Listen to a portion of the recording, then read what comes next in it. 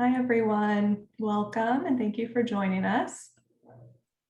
My name is Meredith Naney, and on behalf of the University of Chicago Press, I would like to thank you for joining us for this event celebrating the launch of The Dream of Absolutism, Louis XIV and the Logic of Modernity by Bjørnstad. This event is presented in collaboration with the Seminary Co-op Bookstore, and it's also part of our virtual event series at the press, By the Book, Smart Talk with Chicago Authors. This series aims to bring big ideas and smart conversation directly to you. And we have some great events coming up, so please continue to check our events calendar. I'd like to just share a few ground rules before we get started. Our event will be 1 hour long, and we will have time at the end for a question and answer period. So please do place your questions in the chat box. We'll be monitoring them and we'll do our best to get through every question. And we do ask that throughout the event, you do keep yourselves on mute so we can reduce any background noise. I'd like to formally thank the team at the Seminary Co-op for helping us organize and promote this event. As a reminder, the book can be purchased through the Seminary Co-op. It's available now. I'll include a link to that in the chat. I'll now introduce our guests so we can get started.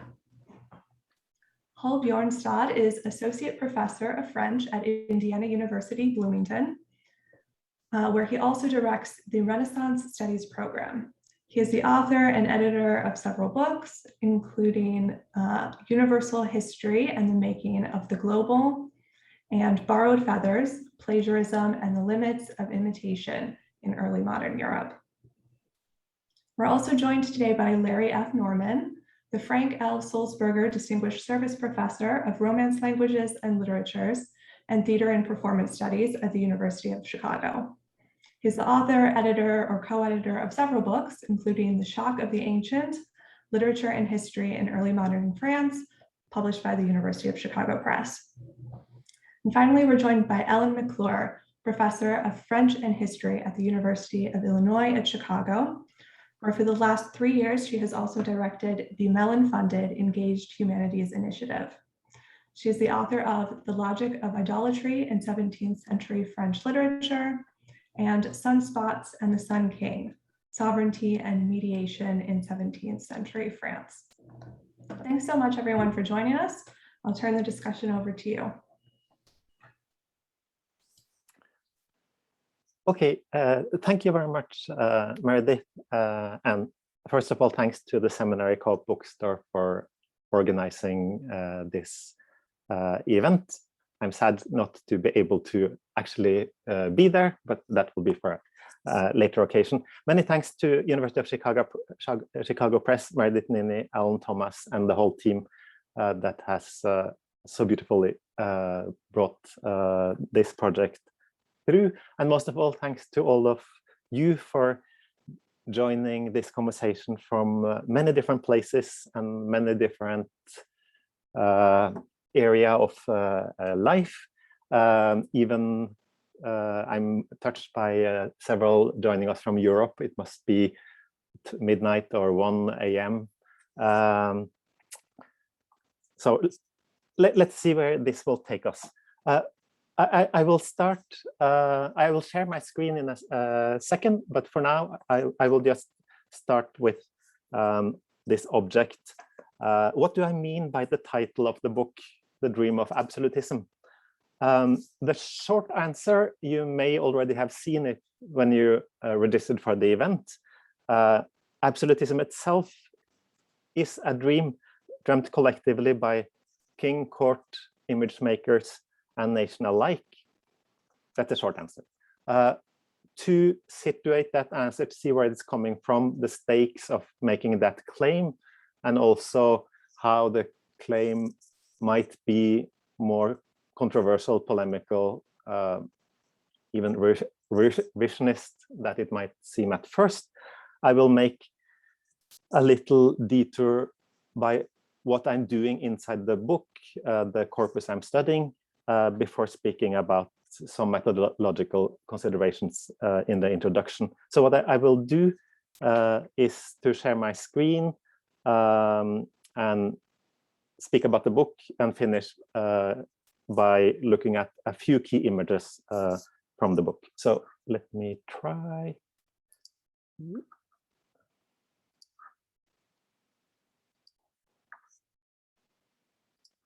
Can you now see my screen? Yes, okay. So here, you may not be able to read all the details here, but this is just a table of content of the book. If you can see that the book has 3 chapters, that's all you need to know for now. What I'm doing in the book is to study this dream of absolutism in 3 very different places. First of all, in the memoirs that Louis XIV wrote for his son, the Dauphin, a surprisingly understudied document. Then in the Hall of Mirror at Versailles, the paintings by Charles Lebrun up in the vault, many of you will have been there, the most monumental expression of the self-image of French absolutism, which I claim, surprisingly, hasn't been analyzed thoroughly either. Chapter 3, I call absolutist absurdities, some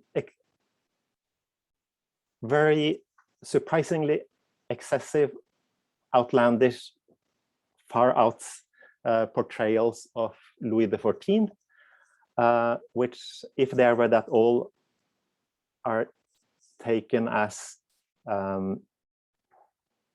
mockery or subversive. It's seen as impossible that they can possibly be contributing to the celebration of Louis XIV. But I argue that they are, and that they are expressive of the very same logic that we find in the 2 other chapters. So it's another window into that same logic. And here I have made larger the parts of the introduction, where I do some of the groundwork. And what I wanted to highlight is the 2 first subsections. So the problems with absolutism. Absolutism is a anachronistic concept in the sense that it was formed in the early 19th century. It sounds like it's a valid term to use about the 17th century because absolute power was a concept used. But my claim is that in making it into a noun, in the ism of absolutism, there is a reductive move that takes away our access to the divine right impulsion that was carrying the absolute or carrying the reign of Louis XIV. And that is linked to the notion of propaganda that in most of the scholarship today, and in fact, when we speak about the absolutist reign, it's difficult for us to avoid using the term propaganda when characterizing the celebration of the glory of the king. So I think at this point, I will turn to, I will concretize a little bit what I just said by looking at 2 or 3 key images from the book, and then pass it over to Ellen and Larry. So this is a famous drawing by Thackeray from the 19th century, which I'm sure many of you have seen, which I call in the book the exact calculation of absolutism. The expression is from Thackeray himself in the A Meditation on Versailles, which is a text this illustration is accompanying. And to us, this makes a lot of sense. We have the old man, we have the stash, the friperie, the glorious outfit, and together they become the king. This is a demystification and exact calculation. My claim in one polemic version would be that the dream of absolutism is the other of this demystification, the other of the exact calculation, the other of what we see here. Here is another surprising image that I discuss in my introduction.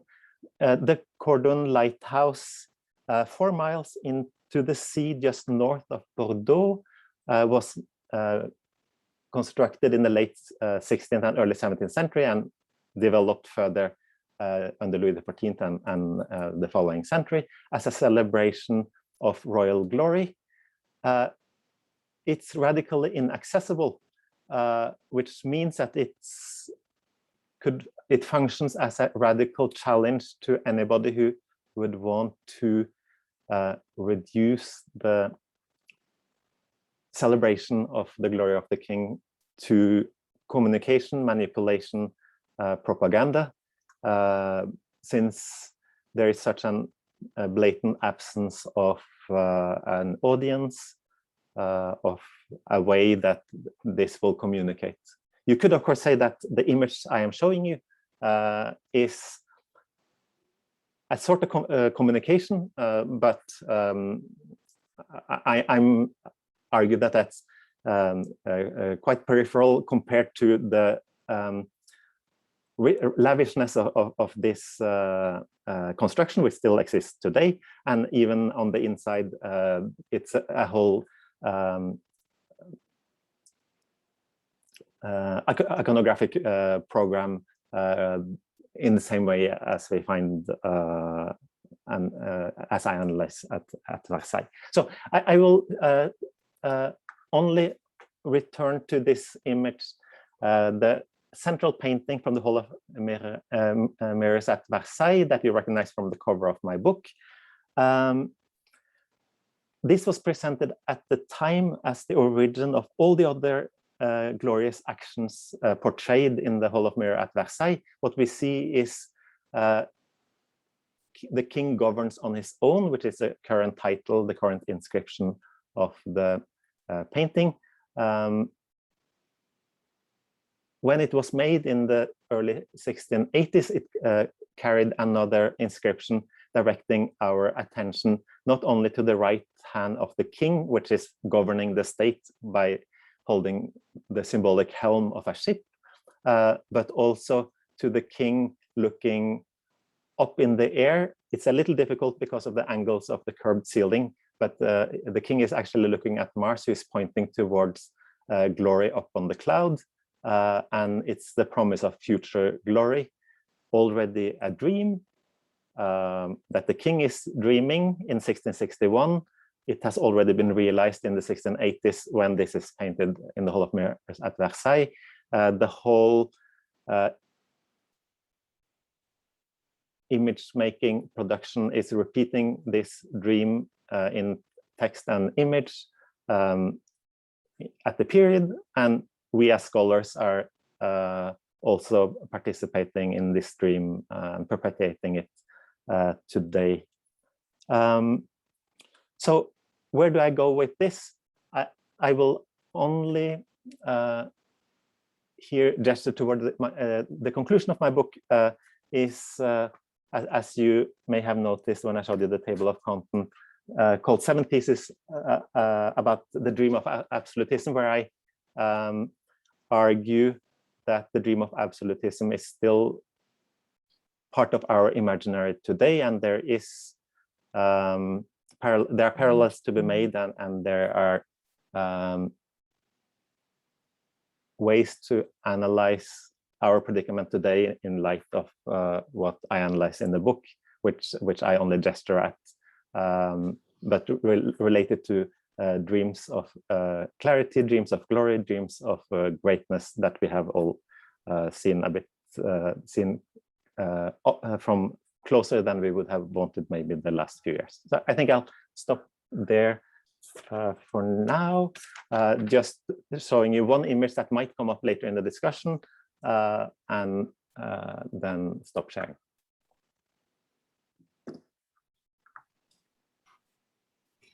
Great, so I'll jump in. So it's such a pleasure to be here, and it's so wonderful to see all of you, even virtually.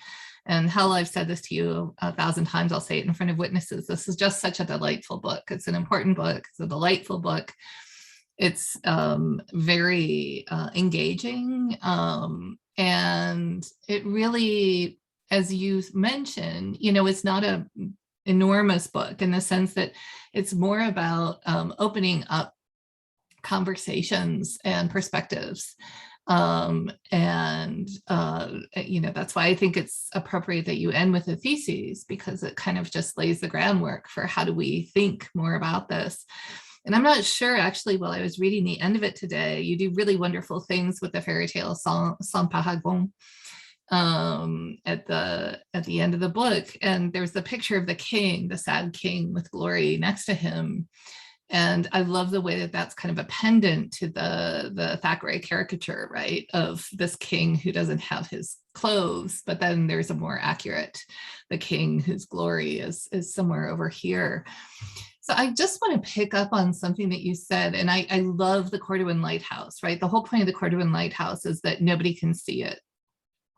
Is it still around? Does it exist? Okay. And they haven't even made like a Fort Boyard show about it or anything like that. So the Cordon Lighthouse, which nobody can really see. And I just was wondering if you could sort of say more. You say such important things about the fact that our current framework, this framework of modernity, where everything is about representation and communication, and maybe a very stripped down idea of power. And therefore, when we read this, we read it through propaganda. You know, you mentioned, you say at the end that the dream of absolutism is part of our imaginary today, but on the other hand, maybe some of the problem is that it isn't, right? That we don't invite that capacity to dream and to think beyond representation and communication, or understand what the Cordon Lighthouse is doing there.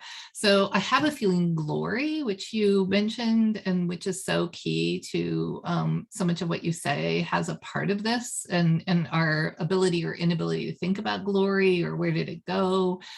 I guess I'm asking a lot of things at the same time, and kind of just throwing because they're all so beautifully related. So I was just wondering if you can pick up on that, maybe talk more about the lighthouse and about how our current frameworks have made us kind of unable, right, to appreciate or to see the dream of absolutism, as you so really beautifully show in the book. So thank you very much for that question. So I should stress that I haven't had the chance yet to visit the lighthouse. I hope if anybody present have had the chance, that they will speak up. I came across it relatively late in the project, thanks to the French historian Jan Lignereux, in his great book on Les Rois Imaginaires, made me aware of it. And it's just such an intriguing challenge to modern ways of thinking about communication, this fact that we have this lighthouse out there in the sea, and it's placed there, developed, made more and more lavish over generations. And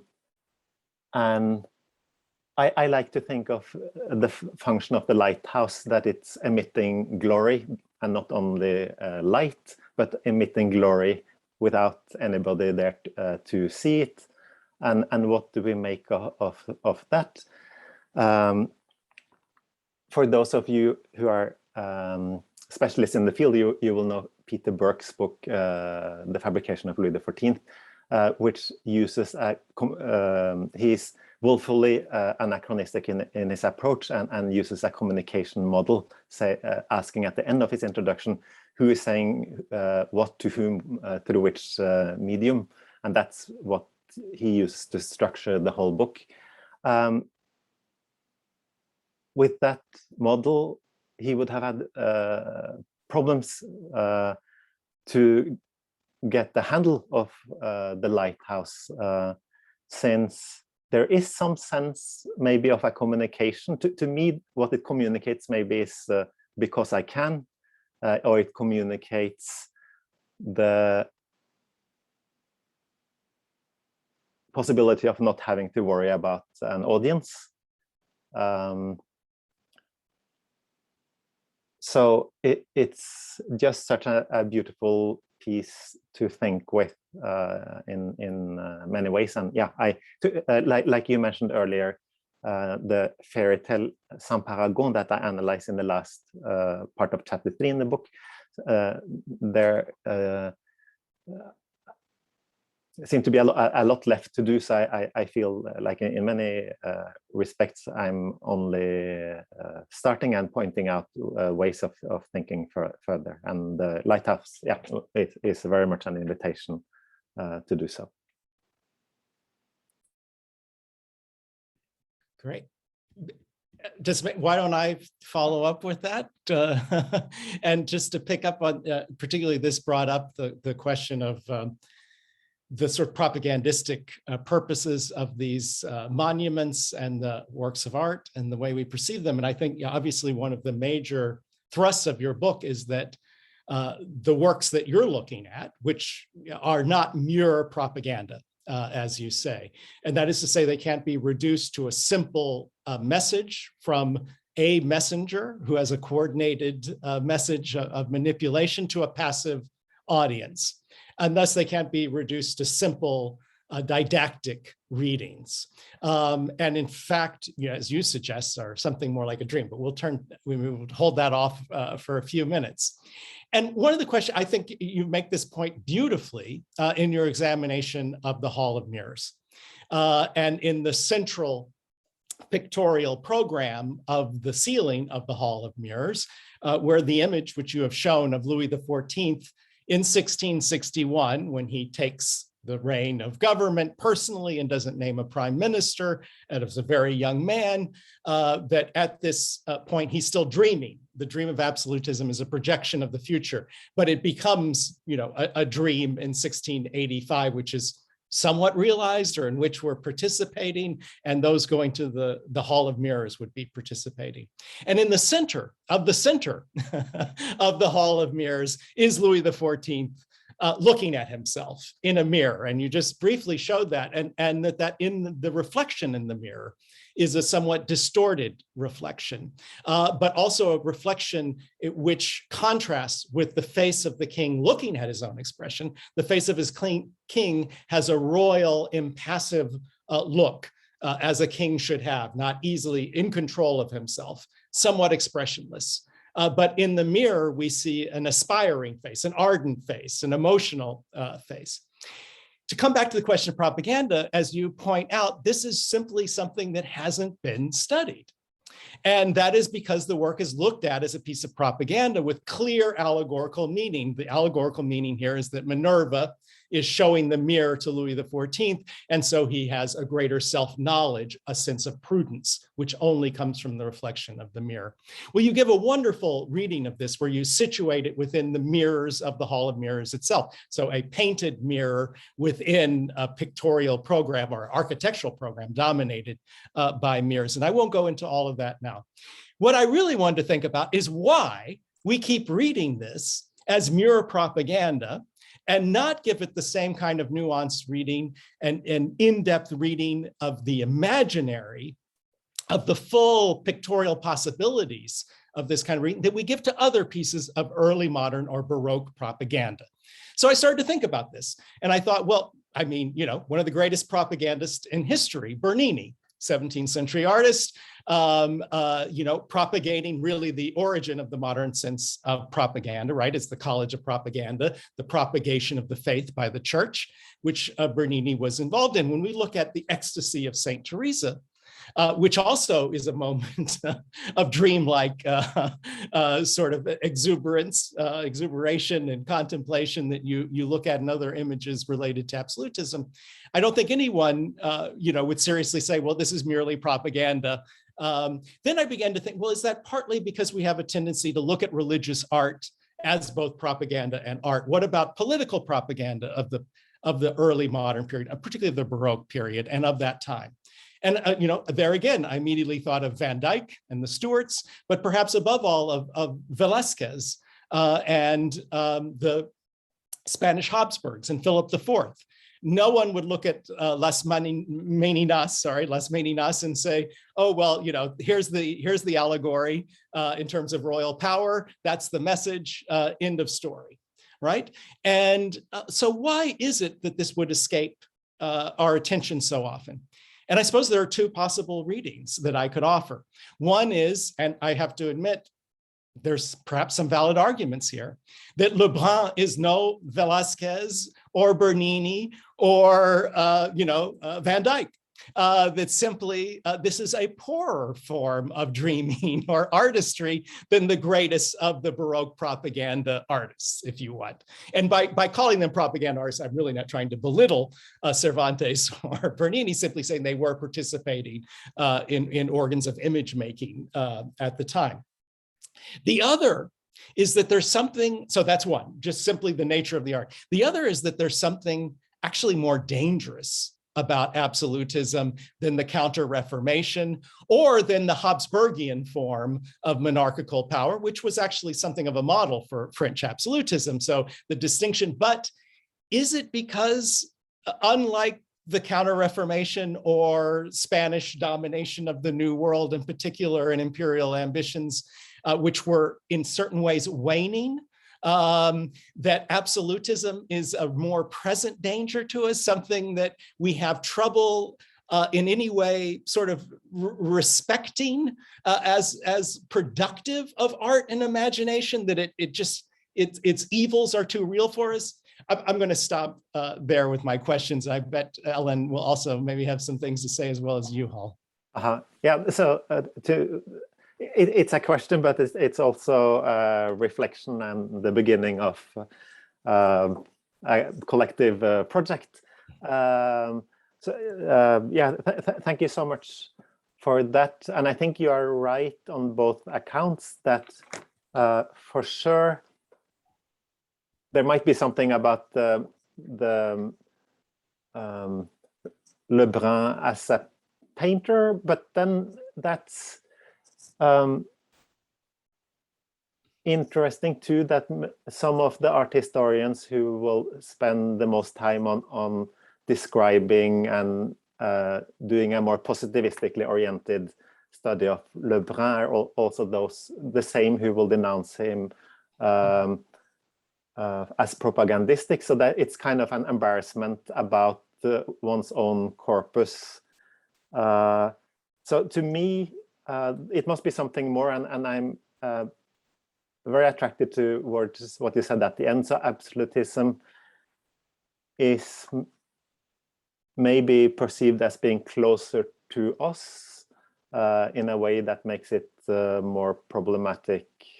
And Orest Random writes very forcefully about this, the whiff of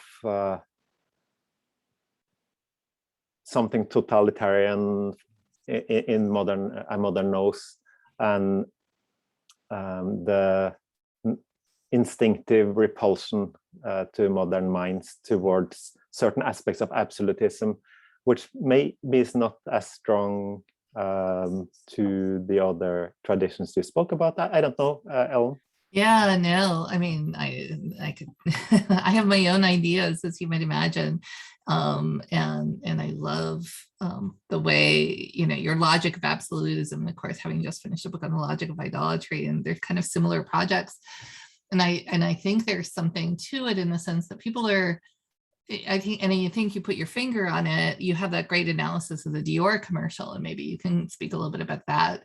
Is where we keep getting drawn back to absolutism, but we're kind of embarrassed by it, right? Like there's this like, oh, this is attractive, but we have to sort of really keep it at arm's length, right? We can't let ourselves like, oh, isn't it? It's so exotic, right? And, we were talking about La Belle Gloire and why she's from China, but there is something exotic about absolutism. So we need to keep it at arm's length.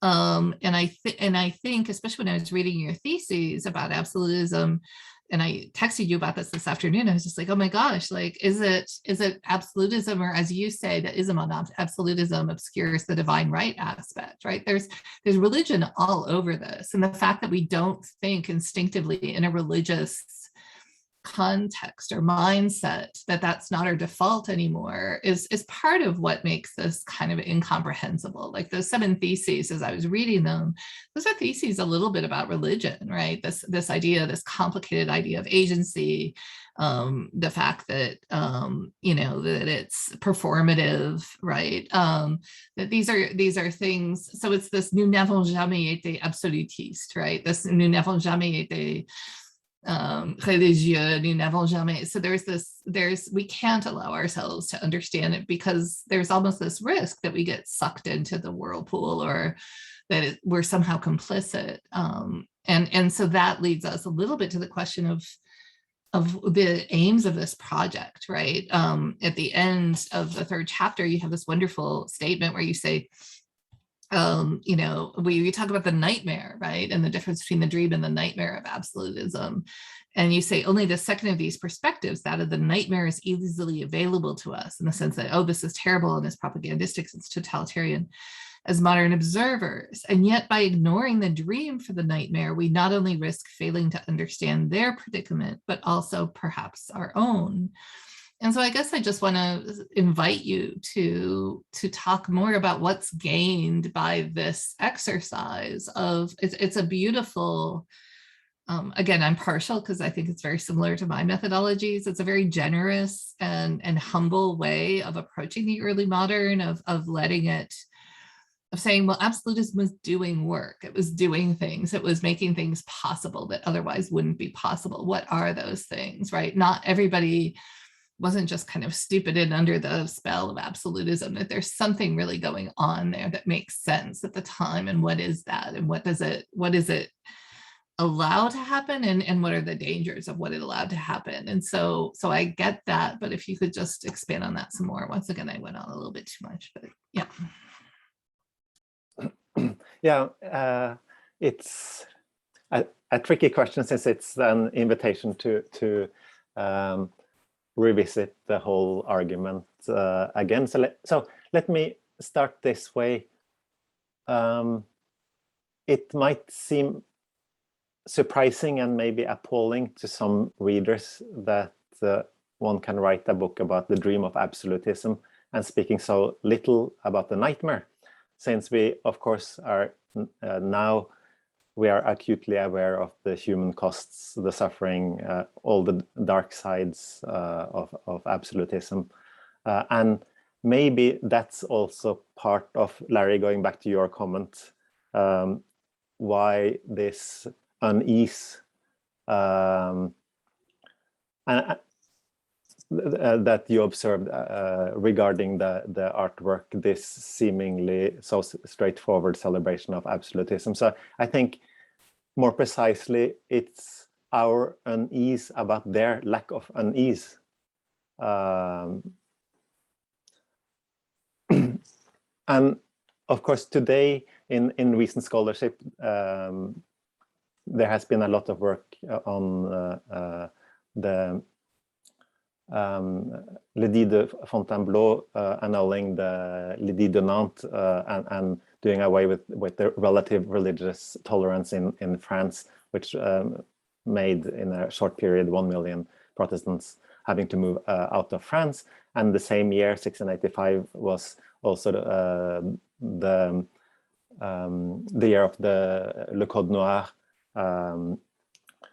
the legal encoding of the slave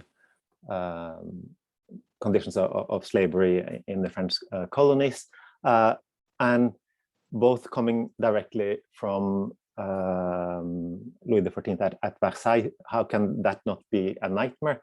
But I think it's important to realize that, so if we approach this as propaganda, we think of it inevitably as a top-down only enterprise, but there is a bottom-up surge in absolutism, which is very easily ignored. And it is a celebration, a glorification, which is a collective project and experience. And in that celebration, there is something quite close to what those of us joining us from the US now have been witnessed in the last few years. If my book had come out one year earlier, Meredith, promotion director, it would probably have been quite easy to write an op-ed making parallels between the political situation back then and today. And I think the way of analyzing that I propose here might be helpful also for thinking of the current situation, because it's easy to dare to only see a top-down manipulation and not see the bottom-up surge, which is constitutive of the making America great again, which also resonates with the language we see around Louis XIV. So I don't know, Ellen. Yeah, no, I like that. I just want to jump in really quick to sort of say that I think the way that I had always thought about it too is that what starts happening, and as you said, 1685 in so many ways is this key year, is that the dream loses its dreaminess in a way, right? It becomes literal, or it's put in pressure to do things that are very, oh my goodness, where is cat? But you know, there are demands made on the dream that are similar to the ones that we make on the dream, if that makes sense. And it tightens and hardens into something that isn't like generative or productive, but it actually becomes really repressive. And you know, when you start asking the dream to be literal, you run into trouble. And so, you know, it's like all the oil is out of the joints or something, or arthritic absolutism could be the next. Yeah. That sense of possible decline or the shattering of the dream, you know, is very potent to me. And I guess I wanted to think about that in two directions. You know, one is simply the whole dream topos of the early modern period. It's an older one, of course, but you know, the 17th century sees particularly the first half of the 17th century, but not only this proliferation of the life is a dream topos, Midsummer Night's Dream, Le Songe de Veau. But you know, in these, it seems in general, these dreams, and maybe the most famous is Descartes contemplating that all that he has seen and all his experiences are a dream directed by an evil genius, and the entire you know, philosophical project of Descartes is to overcome that, to shatter that any illusion of such a dream. And these, you know, life is a dream ends with an end to the dream. These dreams come to an end, and it seems as though that sense of the fragility of the dream is very important. And so that was one way of thinking about this in the end of Louis XIV, but the precarity of the dream is the very use of the image of the dream. The other, so if I could throw in one more, is the intense awareness that almost all of the panegyrists of Louis XIV had in the intensity of their understanding of the idea of perfection. And this is something you talk a lot about in the third section of the book in particular, that the perfect is accomplished. The perfect is inimitable and has really no future except itself, right? And yet an understanding that self cannot be perpetuated outside of the dream. And so I just, you know, this is, as everybody here speaking knows so well, you know, very important idea at the time in the late 17th century, that this perfection of modernity under Louis XIV was probably going to be followed by a certain kind of decline, a fear of decline afterwards, that this perfect moment could not be continued. And in this sense, it was a collective fear, I think, because in many ways, Louis XIV was just a representative, as you've suggested, Hall, or just to represent, I don't think you've gone that far, but that everyone can participate, everyone, not everyone even, but that people, others can participate in this dream and are invited to participate in the Hall of Mirrors through the play of mirrors and so on, just to take one physical manifestation of that participation in the dream. And that Louis XIV's glory was seen as the glory, not just of an absolute king, but of a system, of an entire approach to life, of a moral philosophy, of Christianity, of a society of manners, of science, which had reached new apexes, knowledge, all of these things. And that collective sense narcissism or drunkenness with this present glory was almost always accompanied by a fear of its end. Anyway, those are my two remarks on that. Yeah, thank you so much. I think, as you said, this is something that in my chapter 3 about my absolutist absurdities, it comes up quite frequently, the sense, and it's even in the language. You can study in the contortions of the language this sense of perfection having been reached, and the uncertainty about what will come next. And much of the material I study is dedicated to the Dauphin, next in line to the throne, and of course his situation is as carrier of the load of that future impossible to realize. And in my chapter on the grammar of absolutism, I suggest that it's difficult to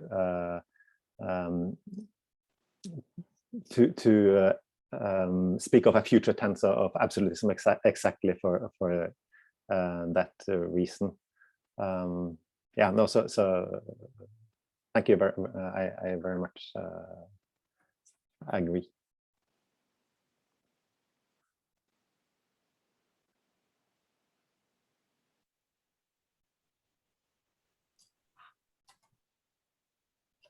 No, yeah, well, I'll keep speaking, but yeah, if people have questions, to put them in the chat or to raise their Zoom hands. But yeah, I mean, and just what Larry said about the fear of its end, right? And this idea of perfection. And I think it creeps in, like you said, that there's the Dauphin whose status is kind of the poor guy, right? Like he can't really, it's a system that kind of annihilates the very possibility of him coming up and replacing the king who's unreplaceable, or imitating the king who's inimitable.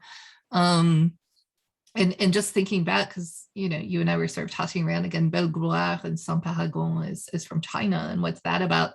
And I think it just occurred to me, like this awareness of the finitude, like there is that awareness, right? And it's kind of always hovering, this knowledge, and I guess that's what makes it a dream and not totalitarian, is that there's always that grain, which can either be like the sand in the oyster that sort of is generative of, here's this irritant that's making the system kind of produce more and more beautiful things to kind of around it, right? To kind of surround it and cover it. Like the Dauphin is a great grain of sand in the oyster, and you have all this stuff built around it. Or it can become, or you can flip it in a moment. It can become the element, or seen from another angle. And especially at the end of the book, when you're talking about the different perspectives, right? That Fenelon, right, is writing these, these letters talking about the nightmare. They're describing the same things. And for one person, it's a nightmare. For the Protestants, it's a nightmare. For Jolieu, it's a nightmare. So that grain of sand is either what makes the pearl, or it's the thing that takes the whole thing down, right? And depending on which angle you look at it. And I think that's actually one of the fascinating parts about the rain, and about the way people talk about it. And you bring that out really, really, really well in the book.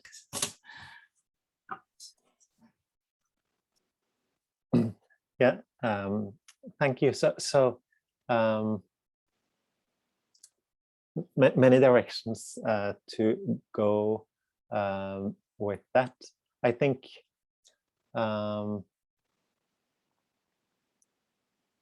maybe I will go a little into in chapter 3.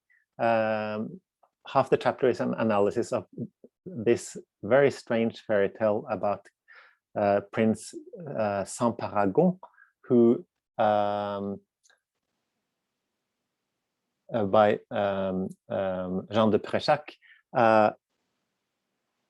who responds to challenges from invisible Chinese princess doing all sorts of heroic deeds corresponding exactly to Louis XIV real life glorious exploits. It's easy to think that this must either be a parody or not, just too strange to know what to do with it. But I showed that there is a scene inside the fairy tale which takes place in an allegorized hall of mirror, and the situation between the fairy tale prince and the invisible Chinese princess Belle-Gloire is exactly the same as between Louis XIV in the central painting at the Hall of Mirror and at Versailles, and the allegory of glory in that painting. So to me, with the key concepts of my analysis being royal glory and royal exemplarity, it's a very interesting constellation in that fairy tale with Sans Paragon, without equal, but it could also be translated as without example. So you have the king without example, prince without example, courting Princess Belle-Gloire. And as I argue, both in this fairy tale and in the Hall of Mirror at the final analysis, the allegory of glory is an externalized feature of the mind of the king. So the whole ceiling in the Hall of Mirror of Versailles is showing us the psychology of the king. But in this fairy tale, it's as Ellen just pointed to, it's an invisible princess and a Chinese princess. So this is something we had a pre-exchange earlier today, what to make of the Chinese. So it's not an easily categorizable as xenophobic, a slant to foreign powers, rather the opposite, that there must be some dynastic imperial comparison going on. But yeah, this is something which I don't do much of at all in the book. But I hope there will be occasions later, as we have already started discussing.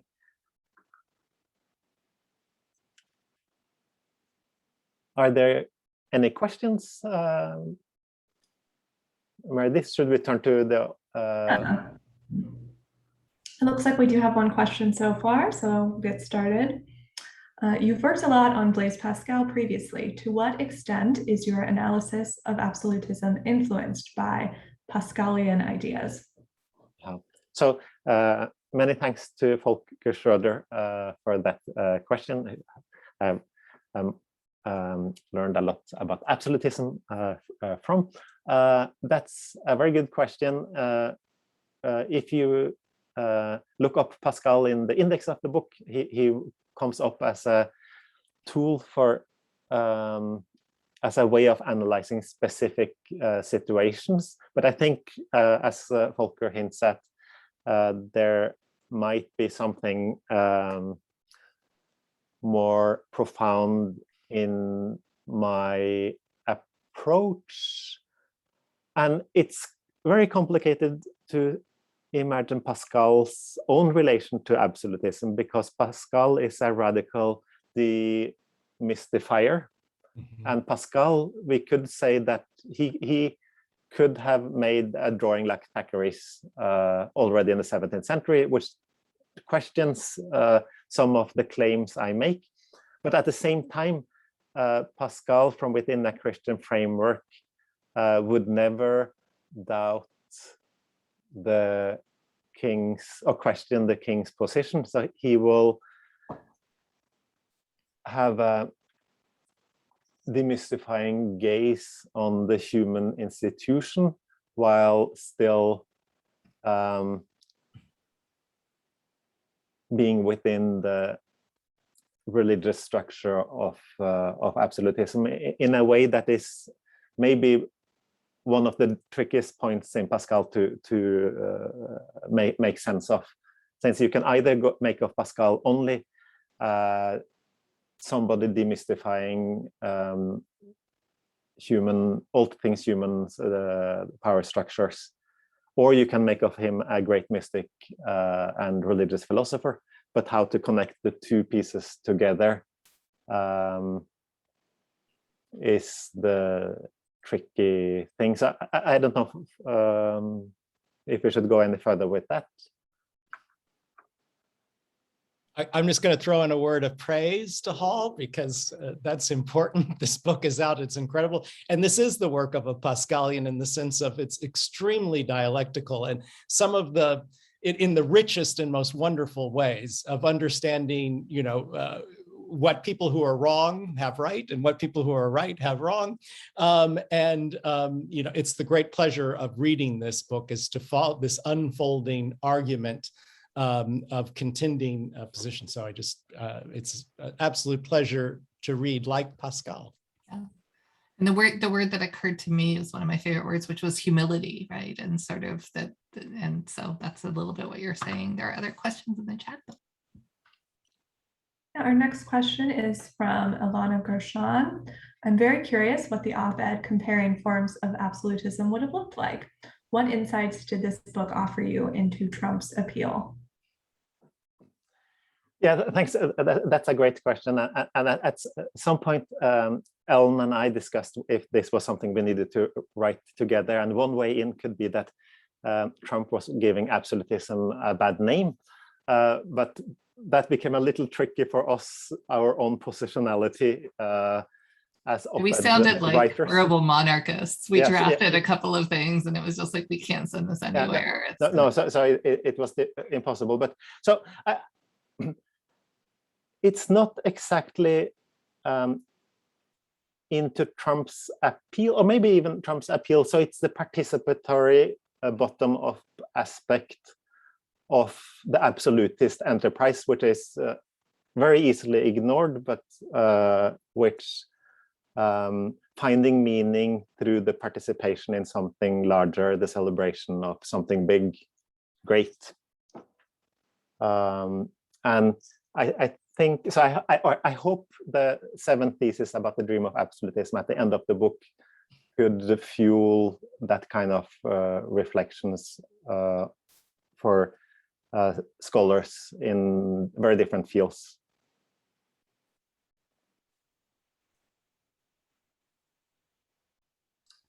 Right, our next question is from Rob Schneider. I guess he'd like to explore the relationship between Louis as perfect, the paragon, the stable center, on the one hand, and the utter fragility of the king, especially as a monarch whose body is so central. That is, fragility in the sense of a person, especially in this time, as being so vulnerable, but also fragile in the sense of the realm having been subject to ruinous civil wars. Yeah, many thanks, Rob. Yeah,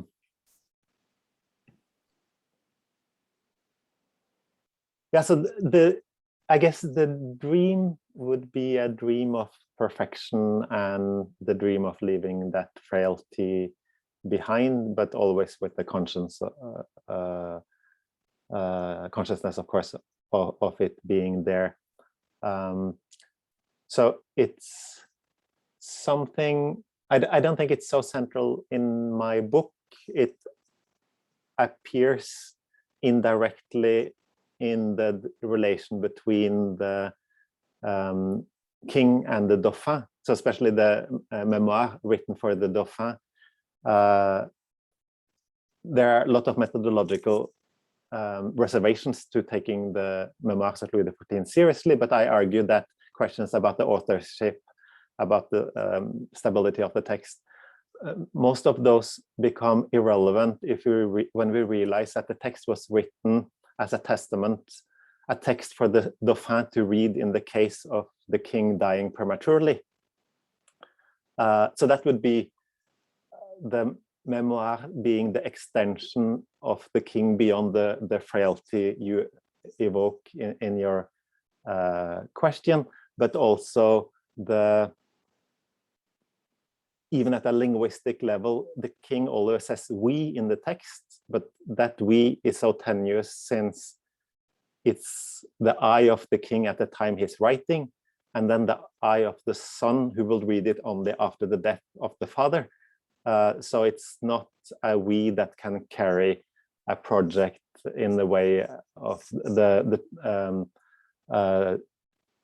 two bodies of the king, for example. Then there's a dynastic continuity that works, but the we of this project is itself an expression of that frailty, which is not exactly responding to your question, but I think it's emerging. So it's kind of seeping in through the cracks, even between the phrases and in the project.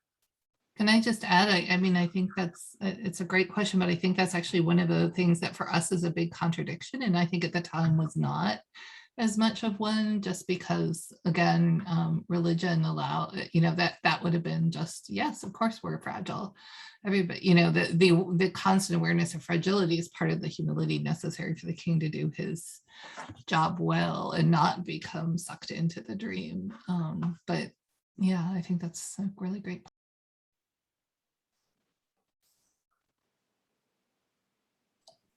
All right, Carmela Matza writes, thank you for pointing out that this model of absolutism, with its need for perfection and uniqueness, contains in itself its own limitation in the sense of deletion.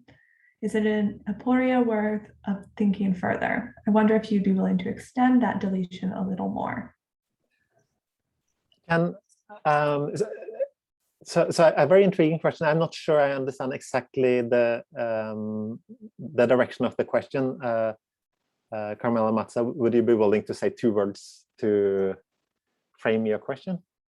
Yeah, thank you for your talk and your explanation of absolutism in the concept of uniqueness. And a uniqueness that is impossible to duplicate, but because it's impossible to duplicate, it's impossible to grow. So it contains, in many ways, its own possibility to be destroyed. And that was for me the aporia in all this construction of absolutism. I was reading a couple of years ago on Louis XIII and the Ballet de Cour. And something that struck me was this idea of uniqueness in many ways, like it's even beyond gender, if you want. And I connect that idea with your view of absolutism. And I wonder if you could spend a little more on that. So I think maybe in my book, it doesn't come up in that language, but something, I think it's maybe the same aporia that comes up in the tension between imitation and inimitability. It's a exemplarity, a royal exemplarity, which is everywhere in effect, but as I mentioned in passing in relation to the fairy tale, it's prince without example. So the Louis XIV is supposed to transcend all his examples and being through exemplarity reach the stage where he's beyond all examples. So I don't know if that answers your question. At least it's a beginning. Yeah, thank you. Thank you. All right, it looks like we have one more question from Toby Erik Wikström. Does the memory or attempt to forget the wars of religion play a role in the bottom-up surge you mentioned, or in the dream of absolutism? How dark is the shadow of the wars of religion on the dream? Thank you for the question, Toby. That's a great question. So there are easier traces to point out closer in time through La Fronde, since that was a trauma that Louis XIV lived through himself in his childhood. I think with the wars of religion, I haven't been looking specifically for that, and so probably I would need to revisit the corpus I have been studying. It's very difficult for us today to realize the extent to which the revocation of l'Edit de Nantes was celebrated at Versailles at court. And of course, something like that makes it very difficult to trace what you are, the effects you are asking about. But yeah, I can't think of anything now, but it's something to think further about. That. Let's continue the exchange.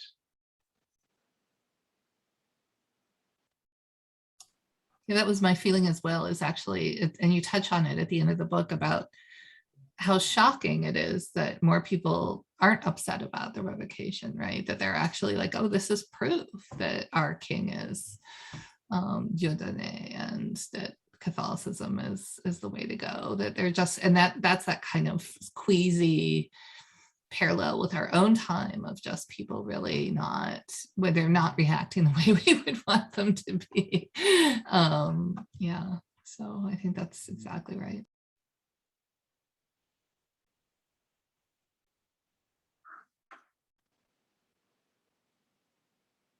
All right, we have one more question that came in, so we'll take that and then we'll wrap things up.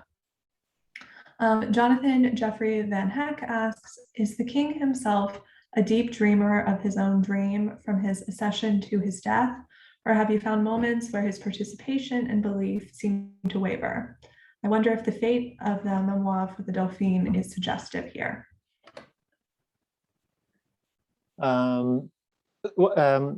So what do you mean, Jonathan, by the fate of the memoir for the Dauphin? The fact that that probably the Dauphin never read them? Yes, that, and coupled with that, the Dauphin's own fate, preceding his father in death. So as you all know, the Dauphin never became king, and when Louis XIV died, it was his great-grandson who took over. There are two. So not only is it generally believed that the Dauphin never read the memoirs, but there is also a testimony late in the life, a few years before the death of Louis XIV, that he started burning a manuscript of the memoir and was only convinced to keep them. But there were other manuscripts too, so it's a less symbolic gesture, but it's still this image of the king burning his own memoirs is tantalizing. In the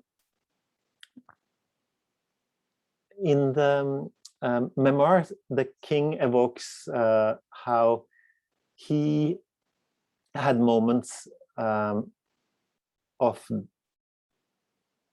doubt or disconnection from his role,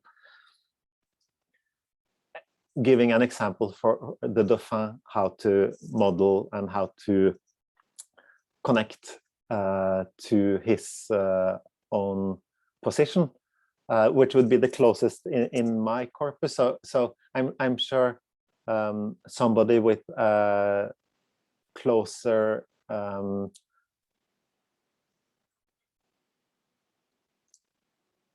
control over like many elements of Louis XIV's life. I think, for example, of Volker here and others present, might have more examples from the actual biography of Louis XIV. In his memoir, he describes to his son a sort of, this is where Pascal occurs in my analysis, as sort of Pascalian wager necessary to embrace and believe in the role of kingship.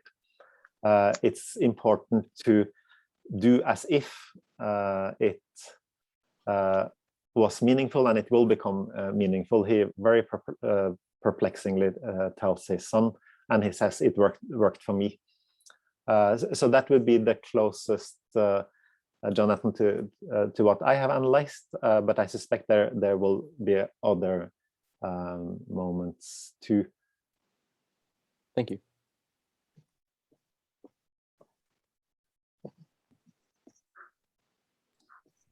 All right, so since that's all of our questions, I'm going to thank everyone for coming. Paul, congratulations on the publication of this wonderful book. Thank you, everybody. And just as a reminder, everyone, you can support the Seminary Co-op by purchasing the book there. Thanks so much. Thank you so much, everybody.